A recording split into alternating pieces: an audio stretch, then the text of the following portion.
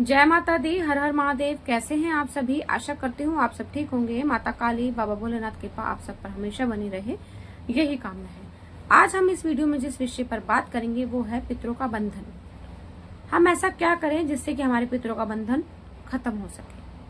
तो अगर इस वीडियो की जानकारी आप सभी को अच्छी लगे तो आप इस चैनल को सब्सक्राइब, लाइक और शेयर जरूर कीजिएगा। और जो बच्चे इस चैनल पर नए जुड़ रहे हैं वो भी इस चैनल को सब्सक्राइब, लाइक और शेयर जरूर कीजिएगा, ताकि अध्यात्म से जुड़ी और सनातन धर्म से जुड़ी जो भी जानकारी इस चैनल पर दी जाती है वो सभी आपको प्राप्त हो सके। तो आज हम बात करेंगे पितरों के बंधन की। पितरों का बंधन क्या होता है? पहले तो इस बारे में जान लेते हैं कि पितरों का बंधन होता क्या है। पितरों का बंधन होने पर हमारे घर में कोई भी मांगलिक कार्य नहीं हो सकते। उस मांगलिक कार्य में कुछ न कुछ विघ्न जरूर आएगा। जैसे ही आप कुछ सोचेंगे कि मुझे ये काम करना है, उसमें विघ्न आ जाएगा।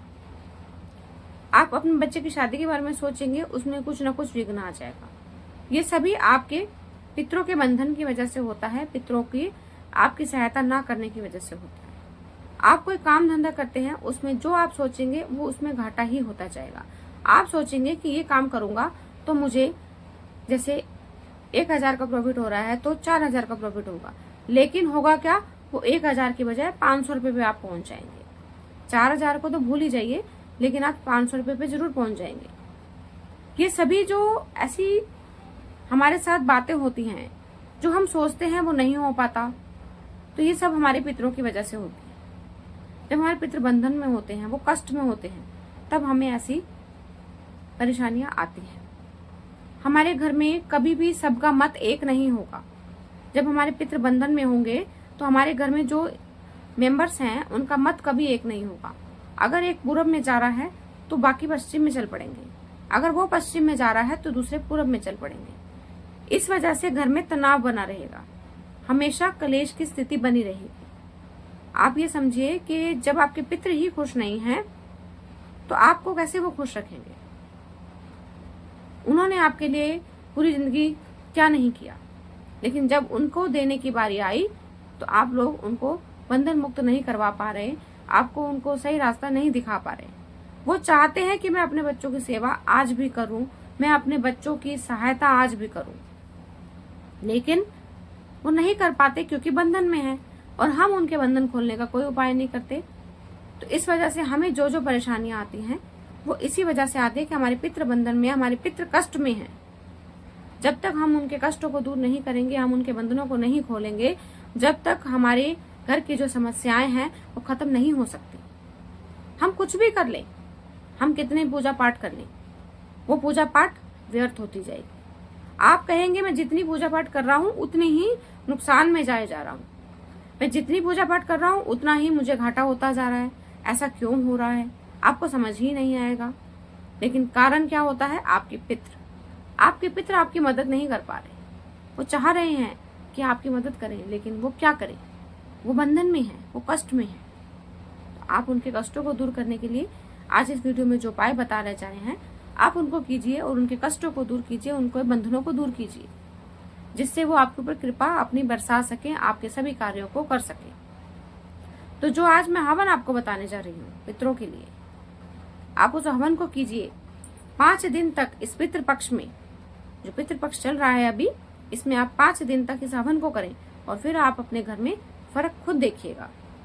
पूरी श्रद्धा के साथ कि हम अपने बड़ों को बुला रहे हैं, हम अपने बड़ों के लिए देवी देवताओं को बुलाकर उनसे अपने पितरों के बंधन खोलने के लिए प्रार्थना कर रहे हैं। इस भावना के साथ आप यह हवन कीजिए। जब आप इस भावना के साथ हवन करेंगे तो हमारे जो देव आएंगे उनके बंधन खोलने के लिए, वो भी खुश होंगे कि इनके परिवार के जन अपने बड़ों के लिए कितनी श्रद्धा के साथ हमें बुला रहे हैं।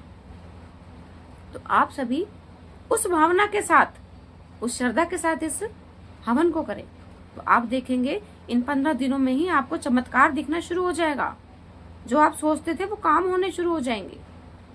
तो हवन कैसे करना है उसके बारे में जान लेते हैं। पहले आपको क्या करना है, आप 5 दिन कोई भी एक सिलेक्ट कर लीजिए पितृ पक्ष में कि 5 दिन मुझे यह हवन करना है। 5 दिन में आपने सबसे पहले सुबह सुबह अपने घर की सफाई करनी है। घर का जो मुखिया है, इन 5 दिनों में क्या, अगर वो मुखिया घर का अगर पूरी जिंदगी कर सके तो बहुत अच्छी बात है। सुबह 4 बजे का मतलब 4 बजे है, सुबह 4 बजे का अलार्म लगाइए और 4 बजे उठकर अपने घर के बाहर मेन गेट पर थोड़ी सी आप झाड़ू लगा दीजिए, उसके ऊपर जल का छिड़काव कर दीजिए। बस इतना से ही काम आप पूरी जिंदगी, जब तक हमारी सांस चलती है तब तक हम पितरों के निमित्त ये कार्य कर सकते हैं। पहला कार्य तो हमारा 4 बजे का हो गया। उसके बाद घर में अच्छे से सफाई करेंगे, घर को शुद्ध करेंगे, फिर सभी स्नान करेंगे। स्नान करके घर में दूध का छींटा लगाएंगे, कच्चे दूध की लेकर उसमें कुछ पानी मिलाकर घर में छींटा लगा देंगे और 7 अगरबत्ती घर में जला देंगे। ये कार्य आपका सुबह का हुआ। अब आपको ये हवन जो करना है वो शाम को करना है। जिस टाइम आपके घर के सभी मेंबर्स घर में हो उस वक्त आपको ये जो है हवन करना है, और ये हवन होगा शाम को ही। आप कोई भी वक्त शाम का रख सकते हैं जब आपके सब घर के मेंबर्स आ जाएं। तो आपने क्या करना है, एक साफ सुथरी जगह पर हवन कुंड रखना है, उसमें समीधा लगानी है। समीधा लगाने के बाद उसमें कपूर रखना है, और जो सामग्री आप बाजार से लाएंगे उसमें आपने देसी घी मिलाना है। सामग्री में काले तिल मिलाने हैं, लौंग मिलाने हैं, इलायची मिलानी है, केसर मिलाना है और शक्कर मिलानी है। ये सभी सामग्री अच्छे से मिलाकर एक पात्र में अपने पास रख लेना है, जिससे आप सभी आराम से हवन सामग्री में का इस्तेमाल करके आहुति दे सके। यह आपकी हो गया हवन कुंड और समीधा का प्रयोग कैसे होगा। उसके बाद आपने जितने भी मेंबर्स आप हवन के लिए बैठे हैं उसमें आपने हाथ में चावल लेने हैं। चावल लेकर सबसे पहले आपने हवन कुंड में अग्नि जलानी है और अग्निदेव का आवाहन करना है कि हे अग्निदेव, हम आपका आवाहन करते हैं, आप आइए और हम जो जो आहुति जिस जिस देव की दे रहे हैं, अपने पितरों की दे रहे हैं, उन सबको वो प्राप्त हो, इस हवन को पूर्ण करने में हमारी सहायता करें। इतना बोलकर आप वो चावल जो है हवन कुंड में डाल देंगे। उसके बाद आपने सामग्री लेनी है। सभी ने, परिवार के जितने मेंबर सब सामग्री लेंगे और 3-3 आहुति अपने गुरु के नाम से डालेंगे। जो भी आपके पास गुरु मंत्र है, अगर गुरु मंत्र नहीं है तो आप ओम नमः शिवाय से भी उसमें आहुति गुरु भोले बाबा को गुरु समझकर मानकर भाव से कि हे भोले बाबा, हम आपको गुरु मानकर इसमें आहुति दे रहे हैं। 3 आहुतियां भोले बाबा के नाम से आप दे देंगे। उसके बाद अपने गणेश जी की आहुति देनी है, वो भी 3 देनी है। उसके बाद आप जो इष्ट को अपने मानते हैं, जिस भी भगवान के आपके मन में भाव आते हैं, परिवार में सभी अलग अलग भाव होते हैं, सबके अपने अपने इष्ट होते हैं, सब अपने अपने भाव से जिस भी भाव से जिस इष्ट को मानते हैं उसके नाम की 3-3 आहुतियां दे देंगे।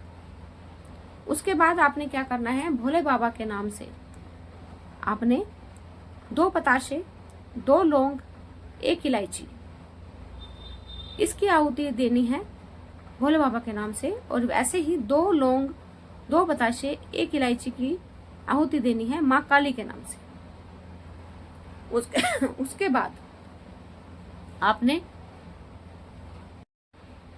बाद आपने हवन सामग्री में 3 आहुतियां भोले बाबा माँ पार्वती के नाम से हवन सामग्री से भी देनी है। 3-3 आहुति भोले बाबा की, 3 आहुति माँ काली की दे देनी है। फिर उसके बाद आपने अपने पितरों के लिए ओम सर्वभ्यो पितृभ्यो नमः, ओम सर्वभ्यो पितृभ्यो नमः इस मंत्र का जाप करते हुए आहुतियां डालनी शुरू कर देंगे। जैसे जैसे आप आहुति डालते जाएंगे इस मंत्र को बोलते रहिए, ओम सर्वभ्यो पितृभ्यो नमः। इतना बोलकर जितनी आहुति दे सकते हैं उतनी आप दीजिए, जितना आपके पास टाइम है, श्रद्धा है। इस आहुति के बाद आपने एक जो बंधन मुक्त करने के लिए मंत्र है उसकी भी आहुतियां देनी है। वो आहुतियां देने के लिए आपको उस मंत्र का जाप करना पड़ेगा। उस मंत्र को आप लिख भी सकते हैं, जो मंत्र मैं अभी आपको बताऊंगी उस मंत्र को आप किसी कॉपी पर लिख कर भी पढ़ सकते हैं, जैसे एक इंसान पढ़ता जाए और बाकी घर के मेंबर जो है आहुति डालते जाए। वो मंत्र क्या है, वो मंत्र आप देख लीजिए और ध्यान से सुनिएगा।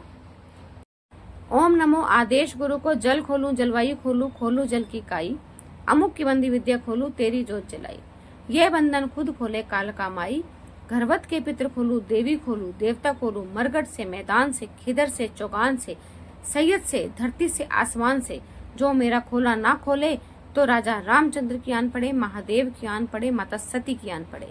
शब्द साचा पिंड काचा, पूर्व मंत्र ईश्वरीय वाचा, सत्य नाम आदेश गुरु का। इस मंत्र के द्वारा आप अपने पितरों के बंधन को खोल सकते हैं।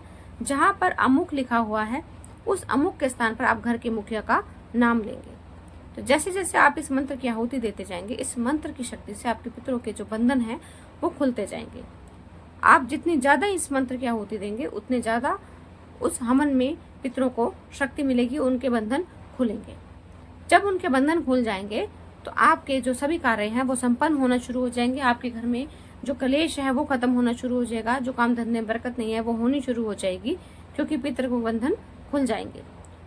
तो आप सभी इस 5 दिन के हवन को जरूर कीजिएगा ताकि पितरों की आपको कृपा प्राप्त हो सके। एक उपाय और कीजिएगा कि सुबह 4 बजे उठकर सबसे पहले अपने मेन गेट पर घर का जो मुखिया है वो थोड़ी सी झाड़ू लगाएगा और वहां पर अपने घर के बाहर जल का छिड़काव करेगा। डेली का नियम बना लीजिए कि 4 बजे का मतलब 4 बजे ही है।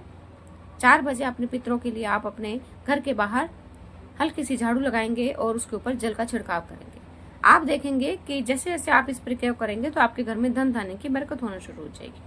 तो आप सभी इसी उपाय को कीजिएगा और हवन को भी कीजिएगा ताकि आपके पितृ जो हैं आपके ऊपर पूर्ण कृपा बरसा सके। अगर ये जानकारी आप सभी को अच्छी लगी हो तो आप चैनल को सब्सक्राइब, लाइक और शेयर जरूर कीजिएगा। जय माता दी। हर हर